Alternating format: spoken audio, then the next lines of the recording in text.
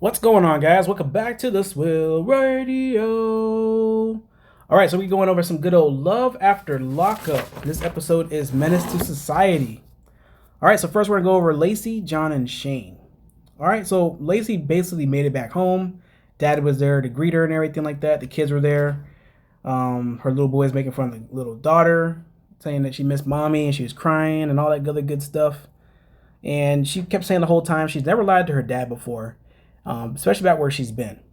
All right, so she didn't let him know that she went to go visit Shane or John. I don't know, they keep calling him two different names. I keep hearing John and Sean, so I don't know which one they want to call him. But I'm gonna think it's John for now. All right, so yeah. So she told Dad that she was going to a different little routine here. So he thinks that she went to a show for doing some little, I guess, like modeling and stuff like that. So he didn't think anything of it. I guess he's kind of stupid in that fact. But then later on in the episode, she let Dad know that her kid Marlo is possibly Sean's. And he is about to flip his stuff, guys. He's about to lose his cookies. Like, I don't know what's going on, but he's really about to be done. All right, so later on in the show, she also gets ready to meet with John. And that kind of sets up everything for the next episode. So that's pretty much what happened with her, him and him. So she's like the next Mike. She's the Michael of last season. All right, so then we have, so that's Lacey. So then we have Cheryl and Josh. He lets everyone know that he has $85,000 in restitution. It's a little bit under that. It's like 83, 84,000, but he rounds it up to 85,000. And she's like, "You're gonna go ahead and pay, $40 a month or whatever the case is." And he's like, "I want to pay $100 a month," and this and that. So he realized it's gonna take him a long time to pay this back. And the thing about it is that they hold his driver's license, and he says, "I can't work without a driver's license."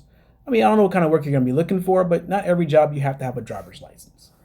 Either way, I don't know. Some people have. I have like 3 or 4 stashed. So if something happens, hey, I got 3 or 4 stashed, hanging out.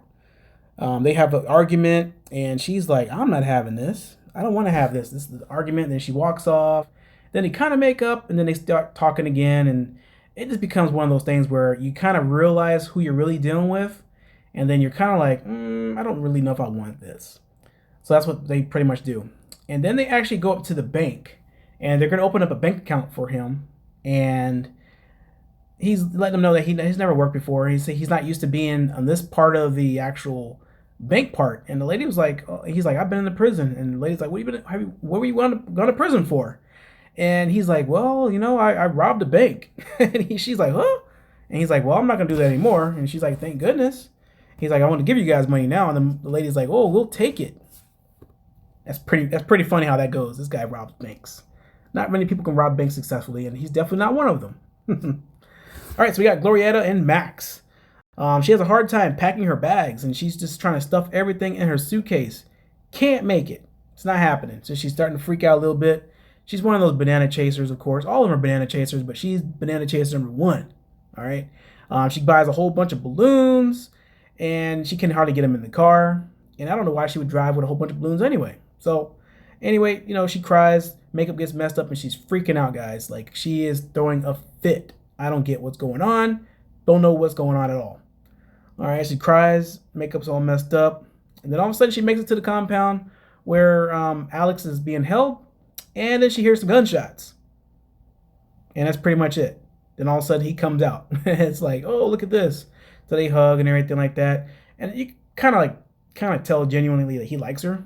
But he gets the balloons and he throws them in the air, lets them go. And that's pretty much with that episode there. All right, and then we have Andrea and Lamondre. All right, she meets with a detective who knows Lamondre, and over the years, and has been dealing with this guy for a very long time. He lets her know everything, and he was saying something about the top 10, but he's like, yeah, he's like the top 5 most dangerous. And the look on her face right there, that's pretty much what she had. It's pretty. She's trying to deal with this guy, and I think she's starting to realize that she probably should not be messing with this dude at all. That's what she's starting to finally realize. All right. And then we have Lizzy and Daniel. He's with his mom, and he's talking, and he doesn't understand why she does not like Lizzy. All right, so let me look at my notes real quick here. kind of scrounging through some notes, guys. All right. So she doesn't like Lizzy, and she doesn't like the fact that she didn't visit him in jail.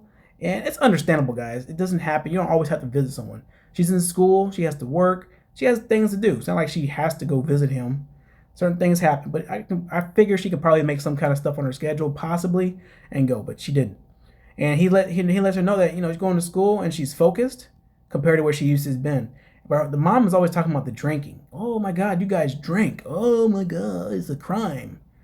And then they finally meet up with Lizzy, and she's like, I don't understand why you don't like me. And then she just goes off on her.